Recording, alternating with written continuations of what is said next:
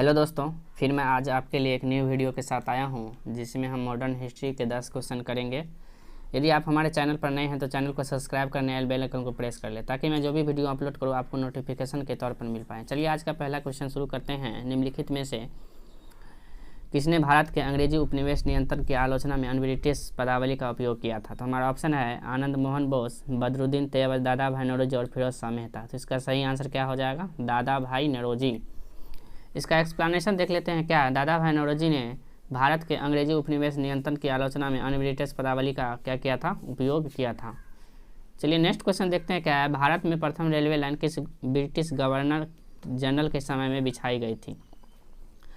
तो हमारा ऑप्शन है Lord Dalhousie, Lord Curzon, Lord Wellesley और लॉर्ड लिटन। तो इसका सही आंसर क्या हो जाएगा? लॉर्ड डलहौजी। इसका एक्सप्लेनेशन देख लेते हैं क्या है। भारत में प्रथम railway line British governor general Lord Dalhousie के समय में बिछाई गई थी। मुंबई से थाने तक 1853 ईस्वी में प्रथम रेल भारत में चली। यद्यपि रेलवे लाइन बिछाने का बृहत स्तर पर कार्य लॉर्ड डलहौजी के समय में लॉर्ड कर्जन के समय में हुआ था। चलिए नेक्स्ट क्वेश्चन देखते हैं क्या है। निम्नलिखित में से कौन सा एक भारत में ब्रिटिश उपनिवेश शासन का परिणाम नहीं था? तो हमारा ऑप्शन है भारतीय कृषि का विनाश। सेकेंड ऑप्शन है भारतीय उद्योगों का विनाश। थर्ड ऑप्शन है भारतीय व्यापार का विनाश। फोर्थ ऑप्शन है भारतीय सामंतवाद का विनाश। तो इसका सही आंसर क्या हो जाएगा? भारतीय सामंतवाद का विनाश। इसका एक्सप्लेनेशन देख लेते हैं क्या है। भारत में सामंतवाद का विनाश ब्रिटिश उपनिवेशीकरण के कारण समाप्त नहीं हो सका। चलिए नेक्स्ट क्वेश्चन देखते हैं क्या है। 1813 ईस्वी से पहले ब्रिटिश द्वारा निम्नलिखित में से कौन सा उपाय भारतीयों का आर्थिक रूप से शोषण करने के लिए नहीं अपनाया गया? तो हमारा ऑप्शन है जहां भी संभव हो कच्चे माल के व्यापार पर एकाधिकार करना और उन्हें ऊंची दरों पर बेचना। सेकेंड ऑप्शन है भारतीय कारीगरों को नियत मात्रा में और नियत कीमत पर गुणवत्ता के उत्पाद उत्पादित करने के लिए बाध्य करना। थर्ड ऑप्शन है भारतीय व्यापारियों का किसी भी तरीके से प्रतियोगिता से निष्कासन। फोर्थ ऑप्शन है मुक्त व्यापार नीति। तो इसका सही आंसर हो जाएगा मुक्त व्यापार नीति। क्या हो जाएगा? मुक्त व्यापार नीति। इसका एक्सप्लेनेशन देख लेते हैं क्या है।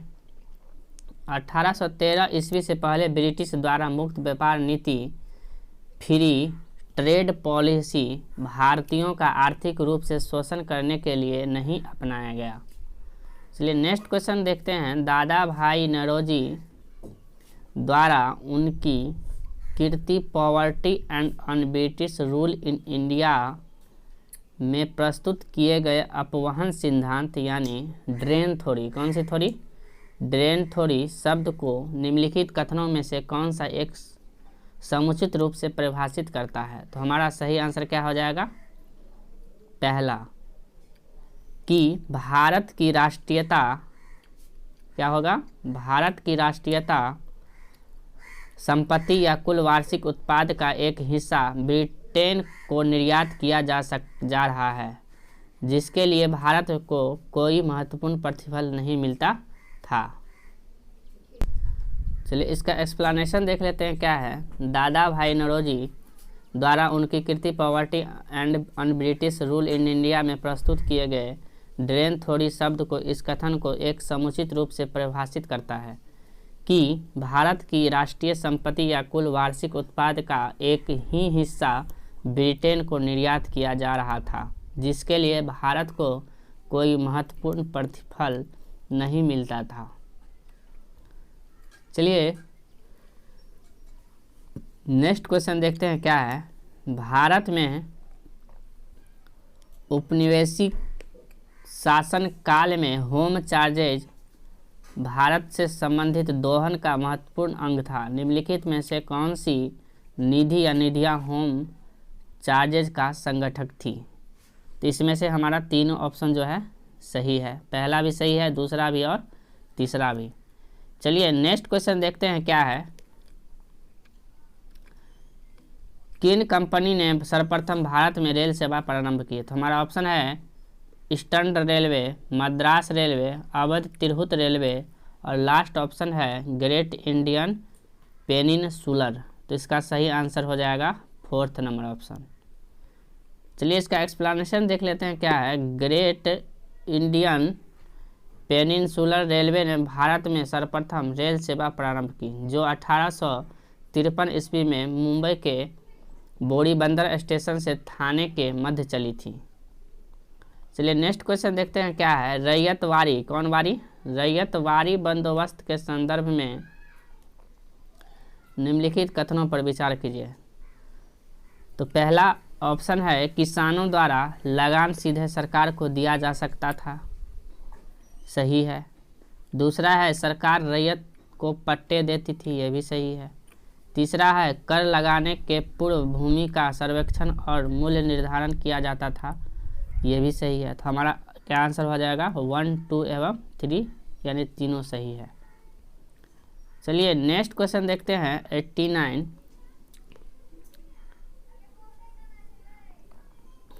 यानी 9 नंबर। तो क्वेश्चन है निम्नलिखित कथनों पर विचार कीजिए। दादा भाई नौरोजी की भारतीय राष्ट्रीय आंदोलन को सर्वाधिक प्रभावी देन था। तो इसका सही आंसर क्या हो जाएगा? फर्स्ट। क्या हो जाएगा? फर्स्ट। फर्स्ट क्या है? उन्होंने इस बात को अभिव्यक्त किया कि ब्रिटेन भारत का आर्थिक शोषण कर रहा है। चलिए इसका एक्सप्लेनेशन देख लेते हैं क्या है। दादा भाई नौरोजी की भारतीय राष्ट्रीय आंदोलन को सर्वाधिक प्रभावी देन थे। इस संबंध में उपर्युक्त प्रश्न का पहला कथन सही है, जो आपने देखा अभी, पहला सही है कि उन्होंने इस बात को अभिव्यक्त किया कि ब्रिटेन भारत का आर्थिक शोषण क्या कर रहा है? कर रहा है, शोषण कर रहा है। चलिए नेक्स्ट क्वेश्चन देखते हैं और लास्ट क्वेश्चन हमारा क्या है। अंग्रेजी शासन का प्रभाव किस क्षेत्र में अधिक पड़ा? तो हमारा ऑप्शन है आर्थिक, राजनीतिक, धार्मिक और मनोवैज्ञानिक। तो इसका सही आंसर क्या हो जाएगा? आर्थिक। चलिए इसका एक्सप्लेनेशन देख लेते हैं क्या है। अंग्रेजी शासन ने भारतीय ग्रामों की राजनीतिक शक्ति झगड़ों का निपटारा, पंचायत के प्रभुत्व को समाप्त किया। अंग्रेजों ने गांव में जमींदारी और रैयतवारी लागू की। जमींदार अंग्रेजी सरकार के लिए लगान वसूल करते थे तथा कमीशन प्राप्त करते थे। रैयतवारी के अधीन किसान एक निश्चित राशि देकर भूस्वामी बन जाता था। स्वतंत्रता के पश्चात जमींदारी समाप्त की गई तथा सरकारी कर्मचारी लगान वसूल करने लगे। वितरणीय शासन काल में ग्रामों पर अनेक नवाचारों का प्रभाव पड़ा, जैसे औद्योगिकीकरण, नगरीकरण, नवीन यातायात तथा संचार के साधन आदि। इनसे ग्रामों के गृह एवं कुटीर उद्योग समाप्त हुए। जजमानी प्रथा समाप्त होने लगी। जाति प्रथा एवं संयुक्त परिवार में परिवर्तन आए। हलीय कृषि पर मशीनीकरण तथा यंत्रों का प्रभाव पड़ा। आर्थिक क्षेत्र में परंपरागत व्यवसायों पर प्रभाव पड़ा। वस्तु विनिमय का स्थान मुद्रा विनिमय ने ले लिया। गांव नगरों तथा महानगरों पर अधिक आश्रित होता गया। ग्रामों में परिवर्तन की प्रक्रिया तेज हो गई। ओके फ्रेंड्स, यदि आपको वीडियो अच्छा लगे तो लाइक एंड शेयर कर ले अपने फ्रेंड सर्किल में।